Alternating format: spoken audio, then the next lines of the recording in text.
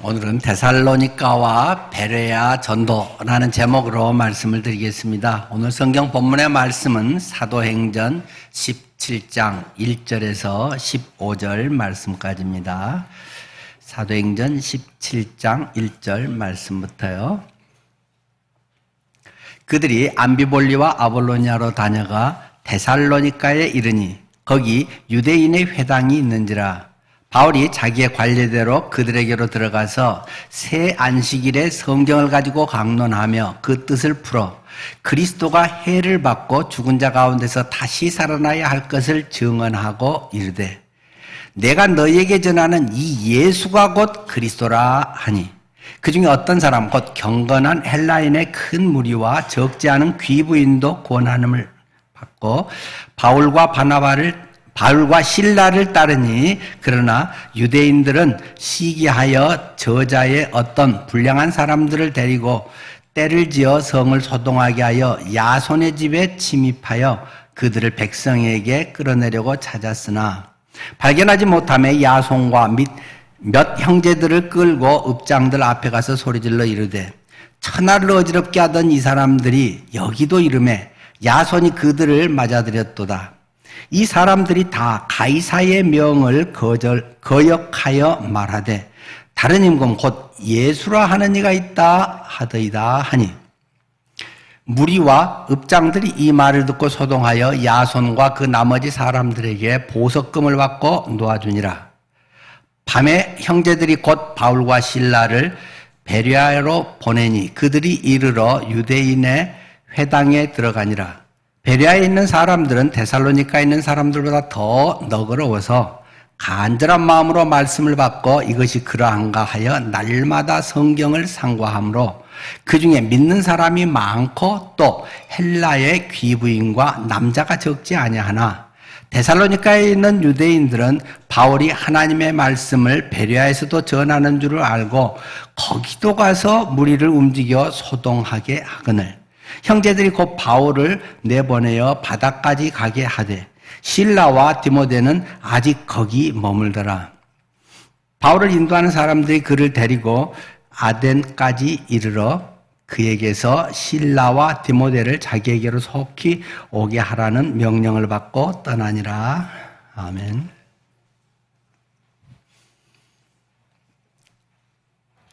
여러분이 미래를 안다면 어떡하시겠습니까?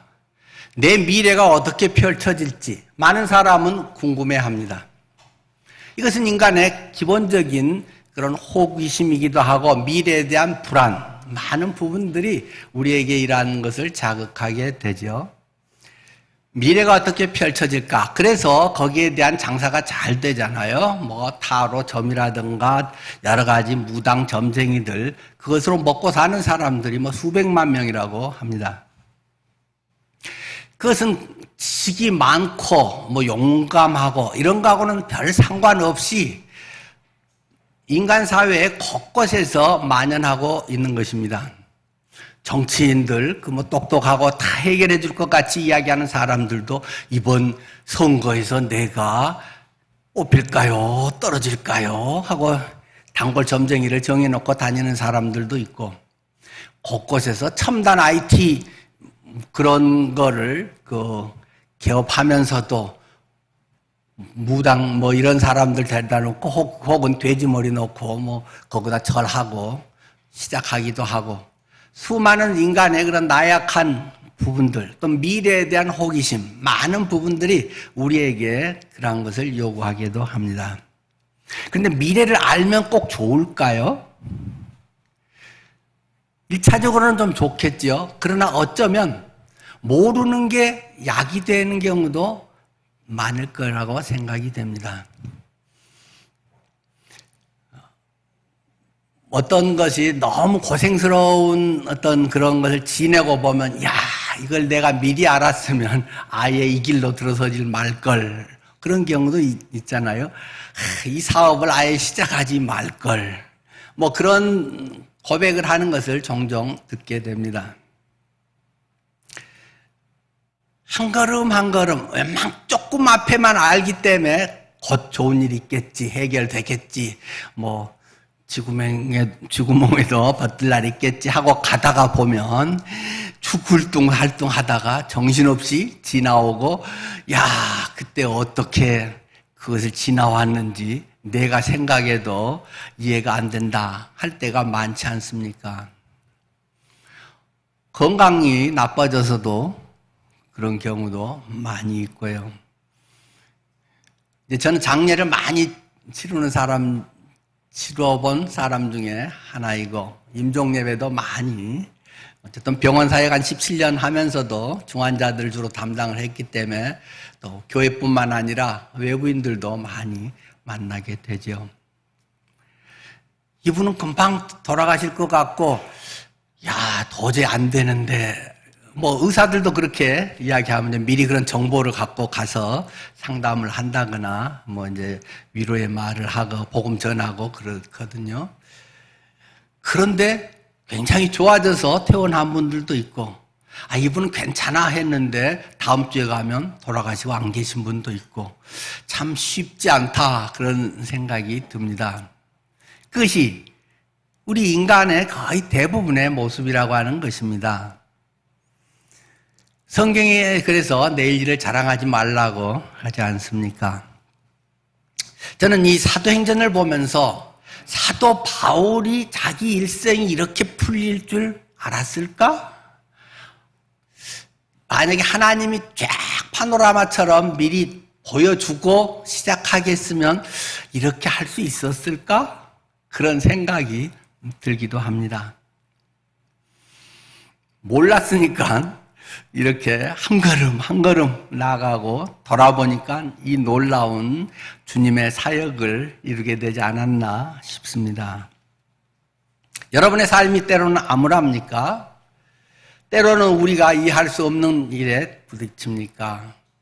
한 걸음 한 걸음 믿음으로 나아가다 보면 누구도 예상하지 못했던 그런 값진 인생으로 매듭질 수 있을 것입니다. 바울의 인생은 계속 꼬이는 인생입니다.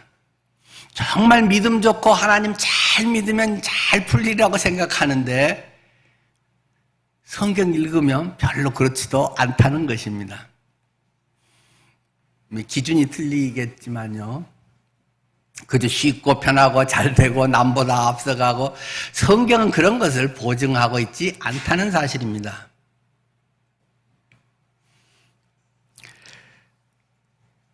주님 앞에서 살아갈 때 얼마나 값진 인생을 사는가, 어느 것이 정말로 소중한가 하는 것을 성경은 우리에게 깨닫게 하는 것이지, 얼마나 내가 원하는 대로 쉽고 편하게 잘 되게 하느냐를 이야기하려고 하는 게 성경이 아니라는 것을 우리는 곧 알게 됩니다. 바울은 예수님을 만나고 많은 데 또 열정 가운데도 했지만 드로아에서부터 인생이 꼬이기 시작합니다. 뭐 그전에서부터도 이미 조짐이 있었지만 그 트로이 전쟁의 그 유명한 장소, 이 드로아에서 환상을 본 게 문제가 되는 거죠. 환상에 마게도니아 유럽 사람이 와서 이쪽으로 와서 복음 전해주세요. 그러면서 완전 선교 계획이 다 뒤틀려 버리고 맙니다. 동쪽 갈라디아 쪽으로 가서 아시아 쪽으로 전하려고 원래 스케줄을 다 짜가지고 갔는데 갑자기 그 일이 막히고 자꾸 안 풀려서 왜 이러지? 그러면서 환상을 보게 되고 서쪽으로 유럽 쪽으로 와주세요 하는 이야기를 듣고는 가니까 그때부터는 뭐 거기에 대한 정보도 없고 거기 무슨 연락이 닿아서 할 때도 없고 모든 것이 아주 엉망이 됩니다. 우리가 사회생활 하면서도 보면 특히 그 공부도 잘하고 머리 좋고 이런 분들은 굉장히 계획적인 경우가 많습니다. 체계적이죠. 그래서 딱 어떤 전체적인 이런 틀을 또 잘 짜잖아요. 그렇게 해서 그 일을 효과적으로 잘 할 때도 있는데 또 그런 분들의 굉장한 약점이 있습니다. 무엇일까요? 한번 그게 틀어지기 시작하면 그분들은 정신을 못 차립니다.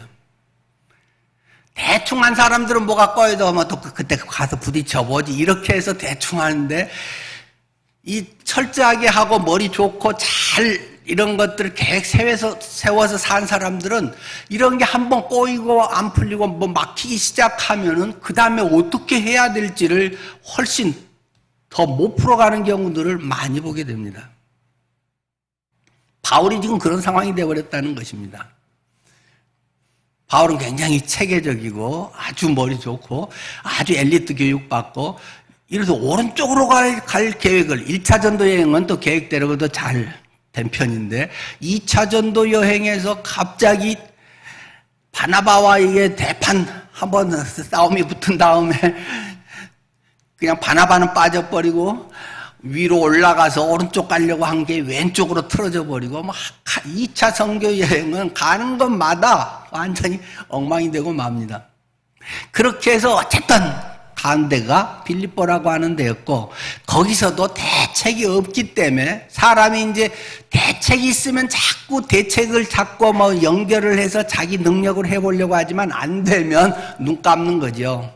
하나님 날 잡아주세요. 하나님 알아서 하세요. 주님 인도가 뭘까요? 그때야 비로소 주님 앞에 간절히 엎드리게 되는 게 일반적인 우리 상황이잖아요. 그래서 기도할 곳을 찾으러 가다가 강가에서 루디아를 만나서 루디아 집에 예배를 하게 되고 그것이 빌립보 교회가 됐다. 또 그러면서 정말 또 좋은 일을 귀신 들려서 평생 귀신에 붙잡혀서 남의 노예처럼 점쳐주고 돈은 주인이 다 받아갖고 챙기고 그 사람은 항상 귀신에 시달려 있는 그 사람 귀신 쫓아내 줬더니 표창장을 준 것이 아니라 감옥에 집어넣어가지고 엄청 뒤격어도 막 패고 그래서 막 터지고 피나고 끙끙 앓고 감옥 제일 깊은 곳에 있다가 거기서 갑자기 지진이 났는데 도망도 안 가고 있다가 빌립보 간순의 가정이 다 받고 주 예수를 믿으라 그리하면 너와 내 집이 구원을 얻으리라 그 유명한 구절을 거기서 바울이 이야기를 하면서 그 사람들이 예수님을 믿고 빌립보 교인들이 쑥 늘어나게 됐다는 것입니다. 전혀 계획도 없는 이런 것들이 하나님의 역사를 이루는 굉장히 중요한 원동력이 된다는 것입니다. 여러분의 인생이 계획대로 안 됐습니까? 괜찮습니다. 하나님이 내가 생각지 못했던 더 놀라운 길로 인도하실 줄 믿습니다. 여러분의 생각이 계획대로 잘 되십니까? 감사하십시오. 그것을 통해서 주를 영화롭게 하고자 할 때 하나님께서는 또 그런 은사와 그런 모든 필요한 것을 잘 활용해서 주님의 일을 아름답게 펼쳐가실 것입니다. 어느 쪽이 되든 그리스도인은 별 문제가 없습니다. 안 된다고 고민하고 남 탓하고 너무 속상해할 것 없습니다. 여러분이 아픕니까? 괜찮습니다.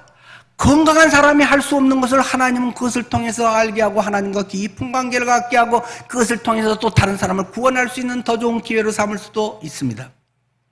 내가 건강해서 주님을 위해서 더 일합니까? 내가 잘 나가면 주님을 위해서 영화롭게 하나요? 그런 경우가 그렇게 많지 않습니다. 말은 그렇게 하지만 세상 일에 그런 사람은 너무 더 바쁩니다. 자기 일에 바쁩니다. 자기 목표와 계획이 너무 많기 때문에 주님을 위해서 한다고 하지만 실상 그 마음에는 세상 일이 훨씬 더 비중을 많이 가질 때가 있다는 사실입니다. 뭐가 좋은지 우리는 잘 모릅니다.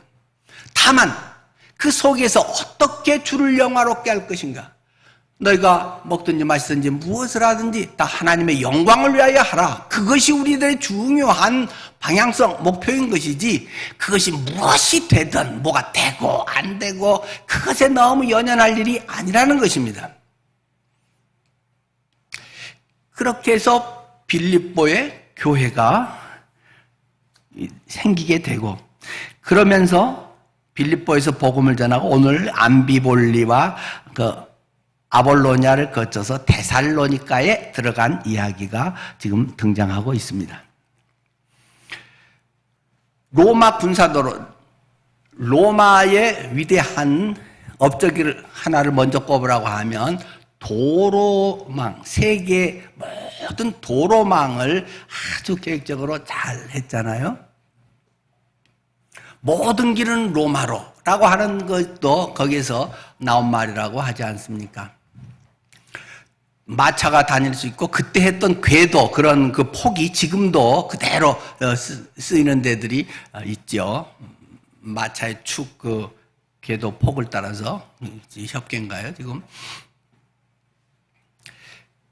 로마의 도로 세계를 정복하고 순식간에 잘 다스리기 위해서 로마는 원래 군사적 목적으로 만들었지만 그것을 이용해서 사도 바울은 복음을 급속도로 고속도로를 타고 복음을 전하는데 아주 기여를 하게 됩니다.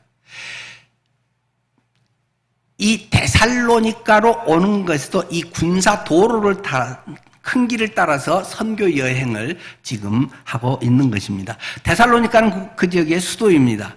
그래서 그 지역에 그 유대인 회당이 있고 유대인 회당에서 유대인들이 모여서 예배를 늘 하죠. 바울이 그곳에 가서 하나님의 말씀을 전했다는 것입니다. 그런데 사도 바울은 그곳에서 3주 동안에 새 안식일 동안 복음을 전했다. 그런데 엄청난 변화, 복음의 부흥의 역사가 일어나 버렸다는 것이죠. 일단 그 회당에 가서 그가 전한 내용이 아주 분명하다는 것입니다. 여러분은 다른 사람에게 복음을 전할 때, 예수님을 전할 때 뭐라고 전하시나요? 예수님 믿으세요. 예수님 믿으면 복 받아요. 하나님께서 인도해 주세요. 뭐 그냥 막연한 소리를 하고 있는 건 아닐까요? 3절 한 구절의 그 핵심을 다 지금 정리를 해놨습니다. 3절이죠. 뜻을 풀어 그리스도가 해를 받고 죽은 자 가운데서 다시 살아나야 할 것을 증언하고 이르되 내가 너희에게 전하는 예수가 곧 그리스도라고 전했다고 말하고 있습니다. 첫 번째, 그리스도의 죽으심을 전하신 것입니다. 예수님이 죽으셨다. 왜? 최고 악한 사람이 받는 사형을 당했다. 왜? 죄의 형벌 때문에 죄값 치르느라고. 누구의 죄? 그분은 죄가 없었으나 우리 인간을 사랑하셔서 내 죄를 위해서, 우리 죄를 위해서 예수님이 죽으셨다. 예수님이 십자가에서 죽으신 것은 막연한 기독교의 핵심 교리 정도가 아니라 바로 내 모든 죄를 십자가에서 우리의 허물과 죄를 완전히 해결했다. 십자가는 저주의 십자가, 모든 죄의 형벌, 죄의 오물을 뒤집어 쓴 것이기 때문에 예수님이 죽으심으로 말미암아 내가 받아야 할 그것이 완전하게 받아진 것이다. 두 번째, 부활하셨다. 그분이 다시 살아나셨다. 그리고 내 안에 쏙 들어와 계신다. 그래서 내가 거듭난 삶을 살도록, 새로운 능력으로 새로운 삶을 살도록 그분이 내 안에 부활해 계신다는 사실입니다. 많은 사람이 1차 복음에 끝나고 십자가로만 끝나고 맙니다.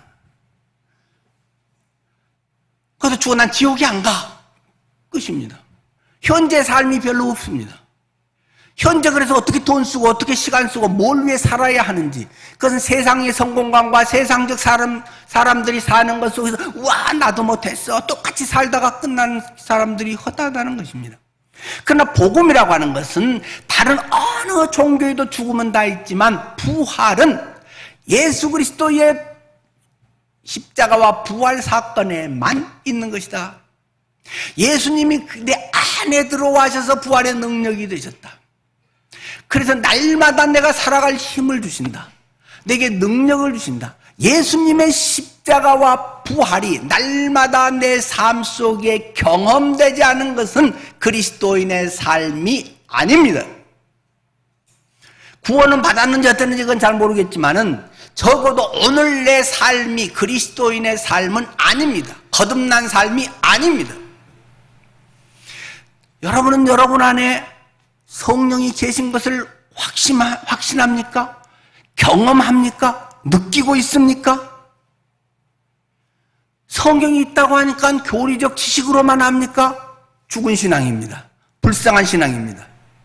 식물인간의 신앙입니다. 그것은 아무 일을 하지 못합니다. 늘 이야기하지만 그런 사람이 죽어서 천국 갈지 지옥 갈지는 이제 그건 그 사람 알아서 그건 뭐 가봐야 아는 것이고, 적어도 오늘 내 삶의 그리스도인의 거듭난 삶은 오늘 내 안에 성령으로 임하는 성령의 살아계심, 성령의 부활의 역사가 내 속에 있는가 없는가, 내가 오늘 사는 속에 예수 그리스도가 주인이 돼서 살아가는가 아닌가에 있다는 사실입니다. 그것이 오늘 없다면 적어도 오늘은 나는 죽은 사람입니다. 하나님 앞에서.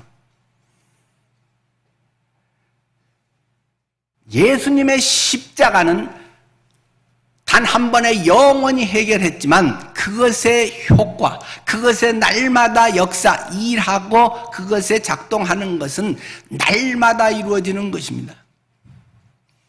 흔히 구원의 확신에 대해서 이야기하고 구원 이야기하면 옛날에 초보 때 하는 거야, 처음 믿을 때 하는 거야, 아이고 내가 집사가 몇 년인데 나한테 그런 걸 물어보면 아유 기분 나빠, 나를 신앙을 어떻게 생각하는 거야, 이런 아주 잘못된 생각하신 분들이 있습니다. 하나님,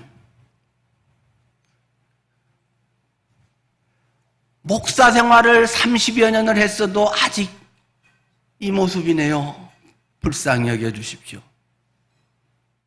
오늘도 내 마음에 이런 죄성, 남들이 볼 때는 괜찮다고 경건하다고 이야기해 주지만 제 마음의 순간으로 스치는 그런 죄악과 욕심과 탐욕과 음란과 이런 많은 것들이 제 속에 여전히 스쳐갑니다.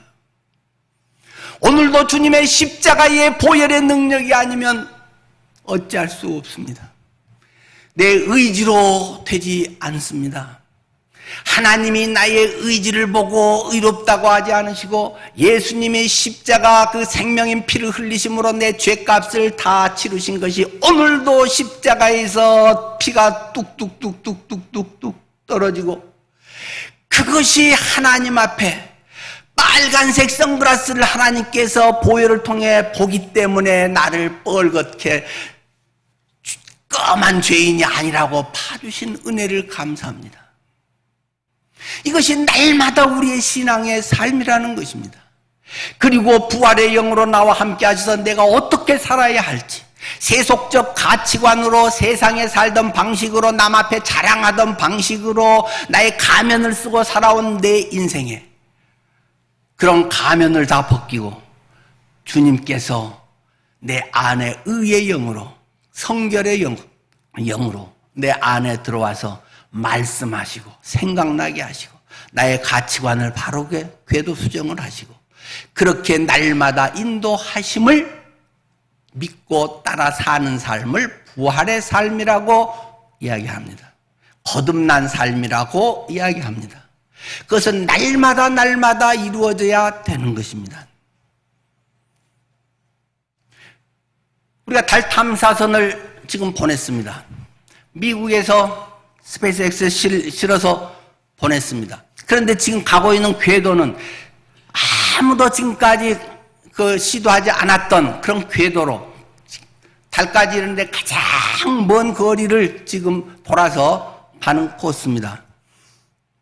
보통보다 몇 배나 먼 거리지만 어쨌든 그거 에너지도 절약되고 여러 가지에서 그것이 제일 지금으로서 유리하기 때문에 그렇게 보낸다고 합니다. 며칠 전에 궤도 수정을 했습니다. 태양 쪽으로 한참 갔다가 쭉 이제 또 궤도 수정을 하고 해서 12월 31일에 지금 달을 돌면서 계속 사진을 찍는다고 하죠. 궤도 수정을 해야 됩니다. 한번 빵 쏘아놓고 알아서 네가 가라, 안 됩니다. 어느 선까지는 무중력으로 쭉해서 에너지를 안 쓰고, 그러나 이 궤도 수정을 할 때 상당한 에너지를 써야 되기 때문에 가능한 한 그 에너지 절약을 해가면서 궤도 수정을 해서 이제 이게 유턴을 해서 나선형으로 이제 돌아가야 되는 모양입니다. 그리스도인의 삶도 동일합니다. 한번 구원받고 신앙의 교리가 확실하다고, 성경 지식이 있다고, 종교 생활을 그냥 똑같이 한다고 궤도 수정되지 않습니다. 궤도 수정될 가능성은 많이 있습니다. 날마다 성령과의 교제, 성령의 음성을 날마다 들어야 됩니다. 날마다 주님의 말씀하신 것이 무엇인지를 깨닫고 거기에 내 삶을, 내 인생의 가치관과 모든 걸 조정해서 살아가야 그리스도인의 거듭난 삶을 살 수 있는 것입니다.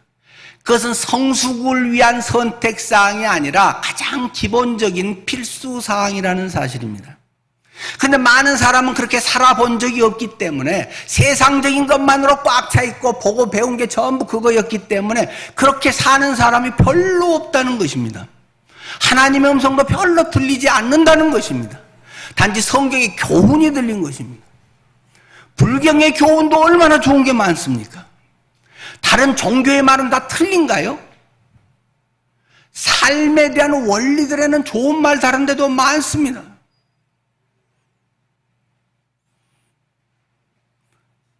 성령의 음성. 지금 성령님은 스피커에다 대고 소리를 지르고 있습니다. 성령의 음성이 설교를 통해서 들립니까? 안 들린 사람은 불행한 사람입니다. 물론 목사의 말이 설교가 다 하나님의 음성이고 다 옳다 아니죠. 그러나 그 속에 하나님의 말씀하시고자 하는 것이 아주 많이 담겨 있습니다. 누군가가 주일이면 보이지도 않게 맨날 낙엽 떨어지고 맨날 바람 불면 우리는 귀퉁이라다 바람 불면 쓰레기가 늘 계단 앞으로만 쌓이는데 누군가는 주일날 일찍 와서 낙엽 하나 남지 않게 항상 쓸어냅니다. 당번도 없는데 한 사람이 수년씩을 한결같이 하고 있습니다. 아무것도 없는 그 교회 마당을 보면서 하나님의 성령의 음성이 들리지 않나요? 성령님은 그것을 통해서 무언의 엄청난 메시지를 우리에게 던지고 있습니다. 안 해도 되는 일을 어느 집사님은 조용히 한결같이 해나가는 분들이 있습니다. 하나님은 엄청난 메시지를 성령의 음성을 우리에게 쏟아놓고 있습니다.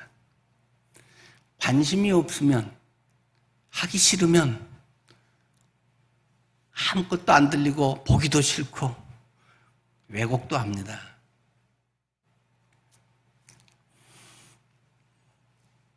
성령의 음성을 들으십시오. 안 들어도 된다면 하나님이 괜히 우리 속에 쏙 집어넣어놨겠어요? 어쩌다가 부활절이나 뭐 성탄절 같은 때 행사할 때는 한 번씩 하나님이 한마디 뭐 하고 그냥 메아리처럼 두려워 말라. 내가 천사를 보내었나니 메시아가 왔다. 1년에 한 번씩이나 뭐 그렇게만 해도 되는데 매일 하나님의 음성을 듣고 매일 살아가야 되기 때문에 매일 살도록 내 속에 성령을 쏙 집어넣어 준 것입니다. 근데 그것이 있는지 없는지 들리지도 않고 들려도 행하지도 않고 만약에 그런다면 복음이라고 하는 것이 내게 무슨 의미가 있다는 말입니까? 그리고 또 세 번째로 전하는 것은 내가 너희에게 전하는 예수가 곧 그리스도라. 많은 사람들은 그리스도로 구세주로 해결자로 많은 것을 추구합니다. 그러나 바울이 계속 전하고 있는 것은 예수가 그리스도라니까 다른 이로서는 구원을 얻을 수 없나니 천하인간의 구원을 얻을 만한 다른 이름을 너희에게 주신 적이 없느니라. 많은 사람들은 예수를 따라가고 기독교를 믿는다고 하면서 다른 구세주를 쫓아갑니다. 다른 돈 버는 방법에는 혈안이 되어 있습니다. 비굴한 방법과 정직하지 못한 방법에는 자기들끼리 편법을 공유해가면서 죄를 짓고 돈 벌고 큰 소리를 치는 사람들이 많이 있습니다. 왜 크리스찬 건설 회장님들이 그리 잘 잡혀갑니까?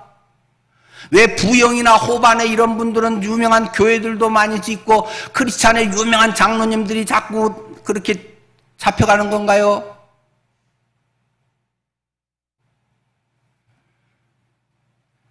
정직하게 살아야 됩니다.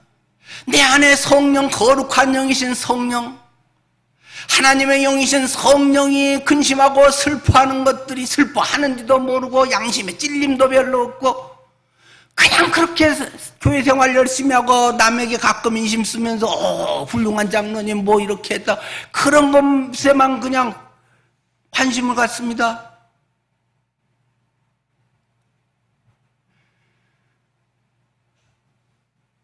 예수 외에 다른 길은 없습니다.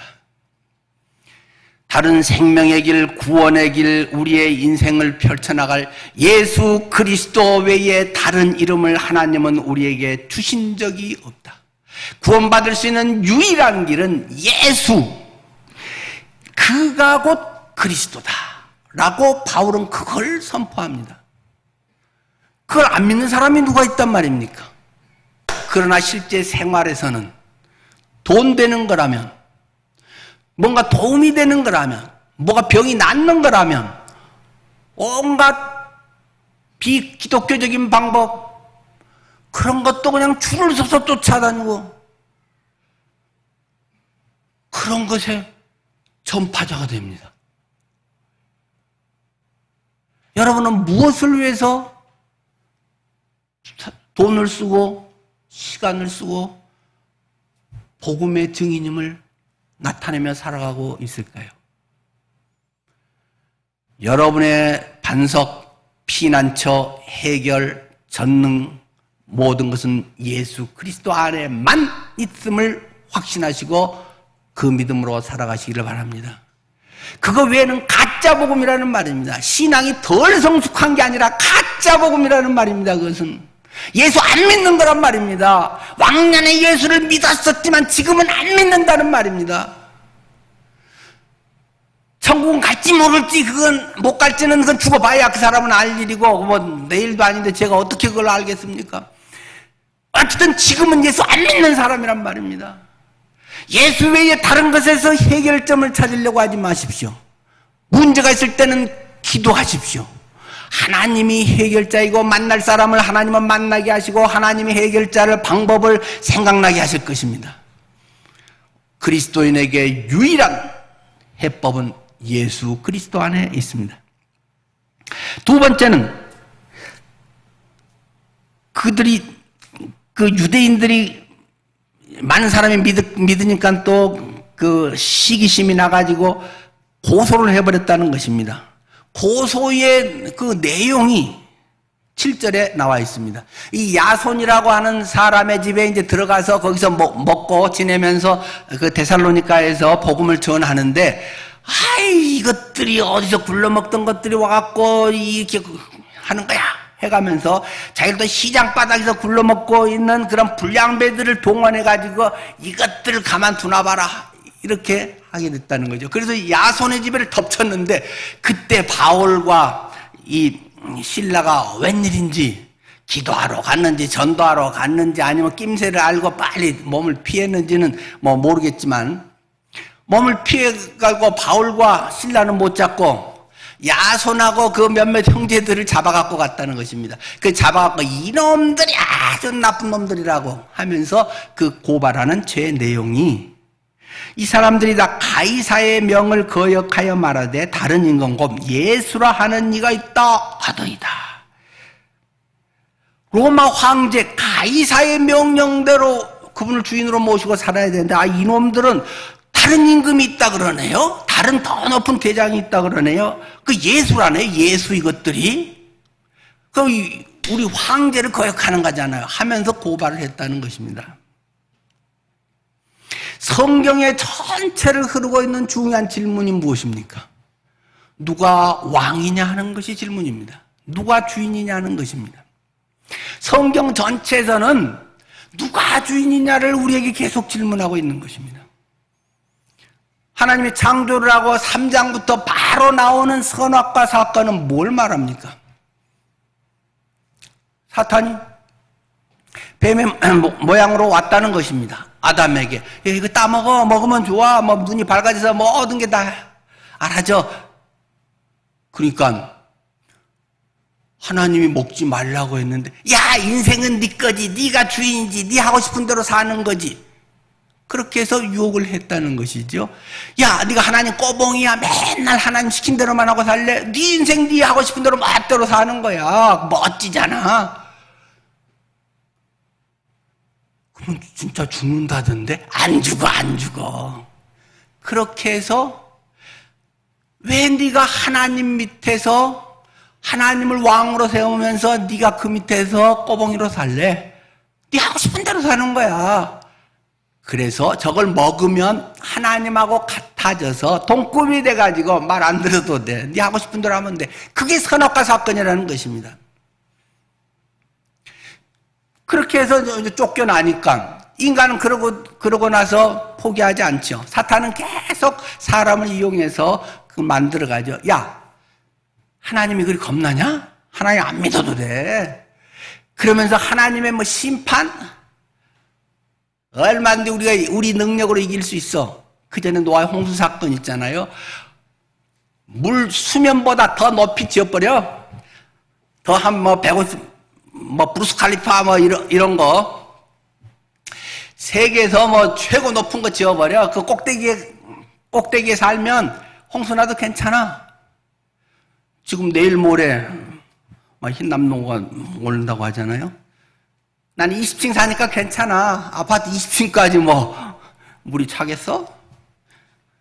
20층이 우리에게 마음의 안도감을 주나요? 하나님이 다 홍수해도 바벨탑 더 높게 지어버려. 높게 지으면은 뭐 해봐요 하나님, 뭐 난 내 인생 살 거예요 하면서 그냥 뭐 지나갈 때까지 좀 기다리고 있으면 돼. 그게 인생 처세술이라고 하는 것입니다.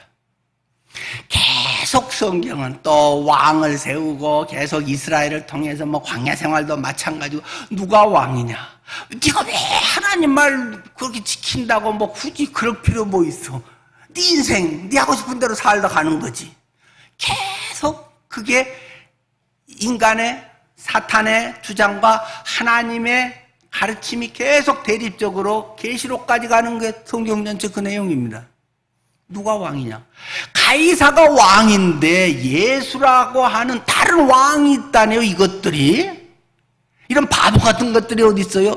얘들 감옥에 집어넣어 버려요. 그것이 데살로니가에서의 고소 내용이라고 하는 것입니다. 그래서 이제 야손하고 그를 잡아서 이제 족치려고 했는데 뭐 당사자도 아니고, 근데 또 그 하는 입장에서도 확실한 뭐도 없고 하니까 야야 찬찬히 앞으로 좀 더 자세히 조사할 거니까 그냥 풀어주긴 그러고 보석금이나 내고 우선 방면을 해. 근데 그 상황이 굉장히 심각하다는 것입니다. 위기가 계속 왔죠. 그래서 10절에 밤에 형제들이 곧 바울과 실라를 베레아로 보내니. 지금 생명의 위협이 아주 목까지 왔기 때문에 야반도주했다 그 말입니다. 아침 잘 먹고 우리 보통 하면 뭐 명절이라도 하면 아이고 이제 잘 가라 조심히 올라가 하고 뭐 인사도 하고 어쩌고 하는데 밤에 도망쳐서 피신을 해야 되는 상황이 데살로니가에서 일어났다. 밤에 형제들이 곧 바울과 실라를 베레아로 보내니, 근데 바울과 실라 참 대단하죠. 바로 또 가서 거기서 우리 같으면 얼마가 몸살이고 분위기 싹 봐서 야 이때 해야 지혜롭지라고 생각을 하는데, 이 무식이 용감한지 하여튼 바로 회당에 또 들어가서 베레아에서도 막 예수가 그리스도라니까, 예수 믿어야 한다니까, 예수님 외에는 길이 없다니까, 죽고 부활한 것이 네 죄를 늘 거듭나게 하는 영생의 구원의 길이라니까 또 그 소리를 밤낮 하고 있단 말입니다. 그런데 이 베레아에 있는 사람들은 그들에 대해 평하기를 11절에 데살로니가 이 도시 사람들보다도 더 너그러워서 간절한 마음으로 말씀을 받고 그것이 그러한가 하여 날마다 성경을 상고함으로. 전에 개역 성경에서는 베레아 사람들은 데살로니가 사람들보다 더 신사적이어서 이렇게 그 영어 뭐 NIV 같은 것도 이제 뭐 노블 이런 고상한 뭐 이런 거 했죠. 그런데 지금 여기서 뭐 고상하다, 신사적이다 여기서 하는 것은 성품을 말하는 게 아닙니다. 그들의 성품이 너그러워서 아이고 성질 잘 안 내 이런 게 아니라 진리를 대하는 태도를 말하는 것입니다. 자칫하면 자기식의 신앙생활의 틀에 박히기가 딱 쉽습니다. 오래 신앙생활하는 사람 또 많이 하고 앞에 산 사람일수록 그럴 가능성이 위험성이 많아지는 거죠. 이렇게 해야 돼. 그건 이렇게 해야 되고 주일에는 이렇게 해야 되고 그 일은 이렇게 해야 되고 딱 나름대로 매뉴얼이 짜져서 남이 그렇게 안 하면 그것이 아주 불편합니다. 그런데 이 베레아 사람들은 그렇지가 않았다. 진리를 대하는 태도가 나는 못 들어본 건데 그런 건가? 내가 지금까지 해온 것이 습관적으로 되고 그것이 본래 예수의 정신이 아니나? 그것을 폭넓게 생각의 탄력성을 가지고 진지하게 대했다. 이것을 지금 말하는 것입니다. 그래서 날마다 성경을 상고하거니와. 성경 말씀의 정신이 뭐지? 성경이 뭘 말하려고 하는 거지? 구절 자체가 말하는 것과 정신이 같은 건가? 하면서 성경을 기준으로 해서 그들이 진리를 대하는 태도가 더 신사적이다. 더 너그럽다. 융통성이 탄력성이 있다. 라고 이야기를 지금 하고 있는 것이죠. 세 번째는 고난 중에도 하나님의 예비하심을 믿으라는 것입니다. 고난 중에도 하나님의 예비하심을 믿으라. 앞에서 시작에 바울이 자기가 이렇게 돼서 나중에 목배에 가서 그렇게 죽을 거라는 것까지 다 알면 이렇게 하기 쉽지 않았겠다 라는 말씀을 했습니다. 근데 지금 이게 이제 2차 전도 여행 초반부란 말입니다. 지난번 한 2년 하고 이제 지금 한 3년짜리 지금 전도 여행을 하는 거 앞부분에서 막 계획은 다 꼬이고 틀어지고 이런 상황에서 지금 시작하는데 나는 열심히 순수하게 정말 복음을 위해 전했는데 사람들은 나를 때려 죽이려고 하고 오해하고 굶어 죽고 생겼고 그래서 야반 도주를 해가면서 계속 피하게 된다는 것입니다. 근데 이것은 사실은 주님을 위해 일한 사람들의 거의 공통적인 일입니다. 우리가 종교의 자유가 있는 데는 눈에 드러나지 않지만 근데 궁극적으로 보면 주님을 위해서 정말 바로 살려고 하고 주님을 위해서 정말 순수하게 열심히 일하는 사람들은 요즘 텔레비는 이런 식으로 나오죠. 강아지 얼굴 딱 하고 고생 이거 이렇게 써지더라고요. 개고생합니다. 적당히 사는 사람들은 인정받고 대우받습니다. 아이고 우리 장로님이 아이고 우리 집사님이 아이고 이렇게 뭐 하셨고 고생하고 적당히 웬만큼 보통하면은 존경받습니다. 근데 교회에서 열심히 하고 안 보이는 데서 하고 하면 말은 존경하는 듯 하지만 은근히 무시합니다. 아이고 저 사람이 할 거야.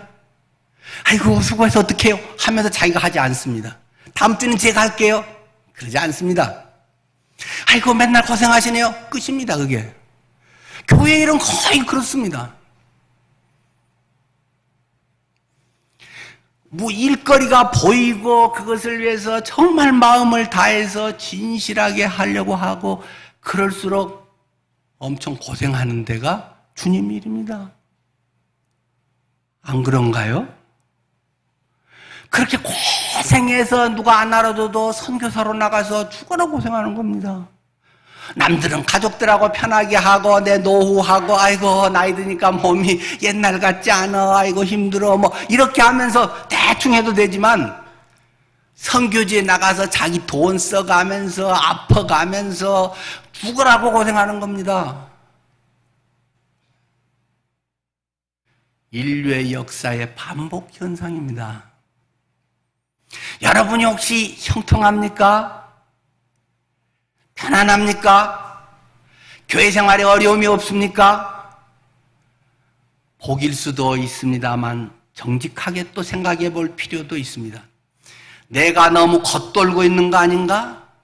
주님의 제자답게 살지 않기 때문에 대충 조금 부담 정도 갖다가 말다가 그런 건 아닌가? 정직하게 평가해 볼 필요가 있습니다.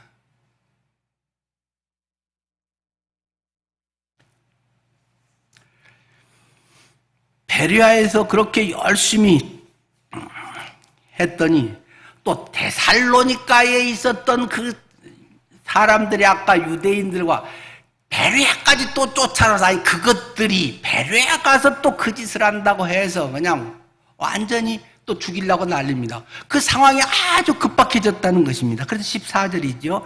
형제들이 곧 바울을 내보내어 바다까지 가게 하되 긴급하게 큰일 났어요. 큰일 나. 바닷가로 해서 저로 도망쳐야 돼요. 해서 아테네로 가도록 가이드를 붙여가지고 빨리 바울을 빼내서 근데 얼마나 위급했으면 바울과 신라랑 일행도 못 데리고 가고 바울 한 명만 살짝 얼른 빼내갖고 갔다는 것입니다. 어디에 그런 말이 있습니까? 성경에 있습니다. 얼마나 다급했으면 바울 혼자 겨우 몸을 피신했을까요? 형제들이 곧 바울을 내보내어 바다까지 가게 하되 실라와 디모데는 아직 거기 머물더라.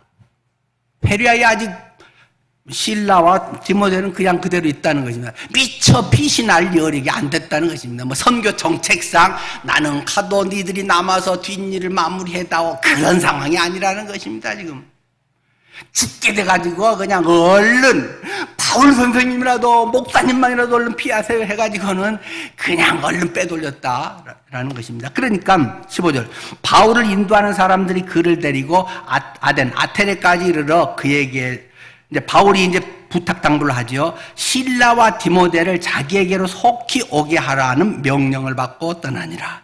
자, 지금 긴급하다 보니까 나만 왔는데 빨리 실라와 디모데도 여기 아테네로 빨리 좀 그 안내를 해가지고 좀 데려다 주시오라고 바울이 명령을 또는 부탁을 했다라고까지 기록되어 있습니다.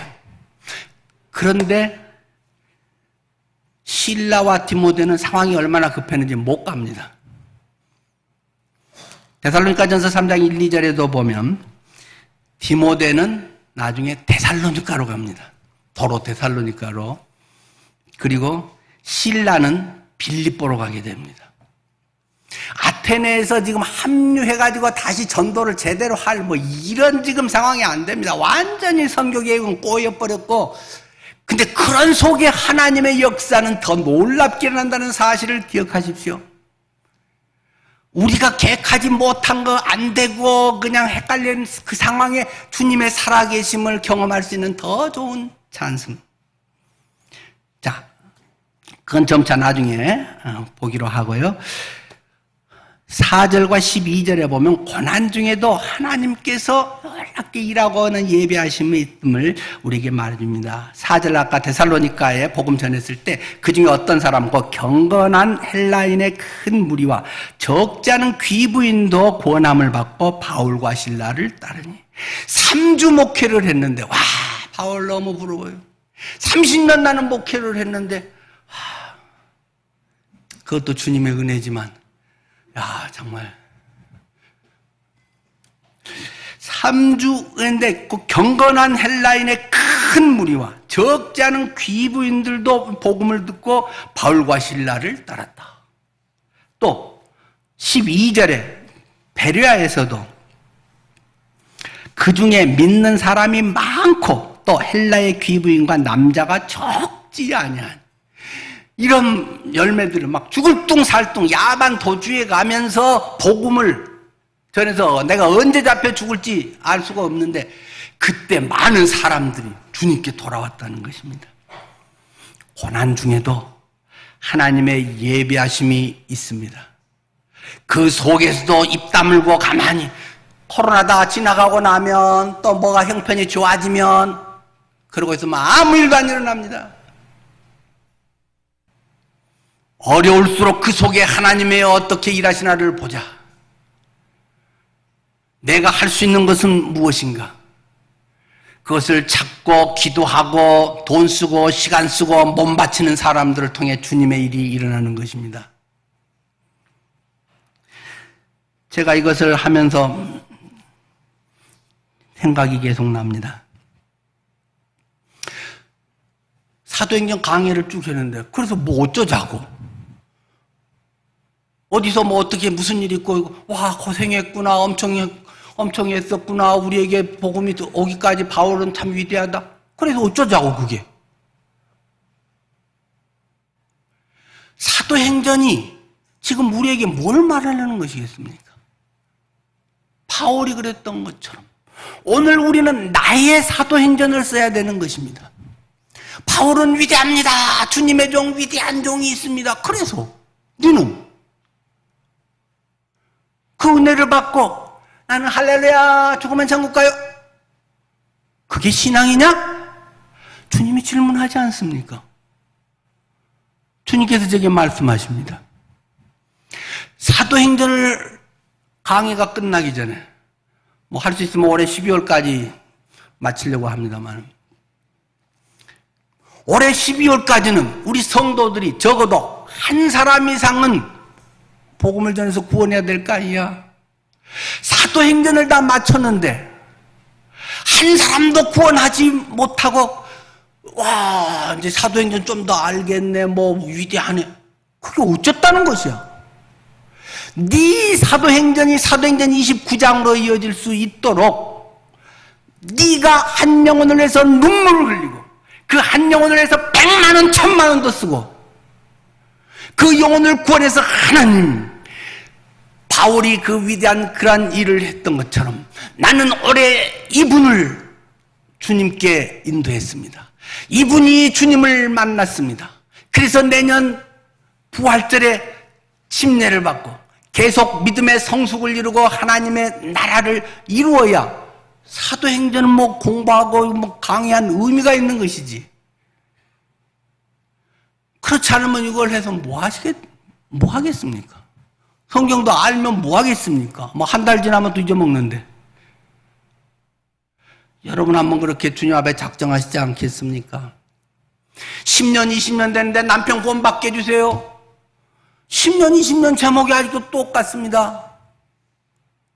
우리 자녀들 예수 다 믿고 믿음의 가정 되게 해주세요. 20년 되는데 안 믿습니다. 믿던 애들마저 떨어져 버립니다.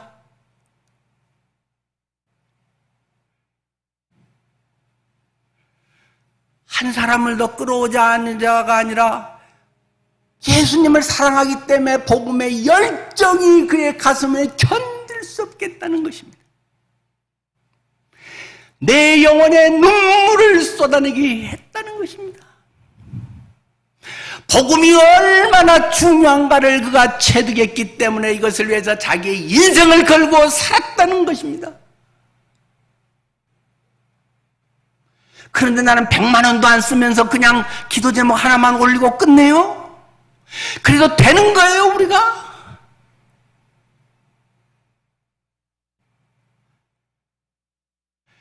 예수의 복음이, 구원의 이 놀라운 복음이 집 한 채 당첨되고 집 한 채 얻는 것보다 못하단 말입니까?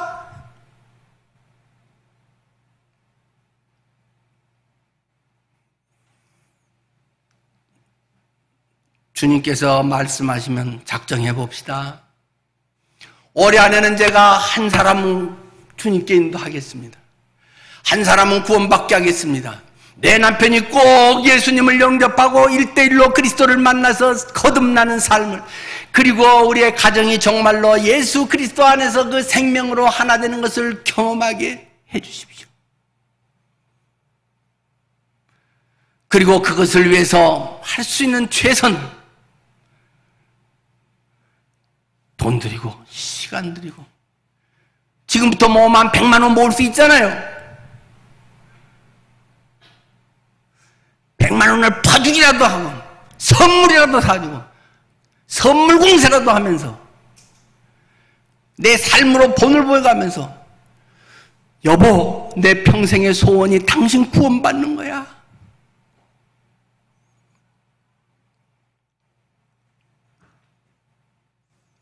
눈물로 남편을, 자녀의 손을 붙잡고 기도하면서 올해 12월까지 하면 하나님께서 한 명은 구원해 주시지 않을까요? 여러분의 사도행전이 되기를 축원합니다. 기도하겠습니다.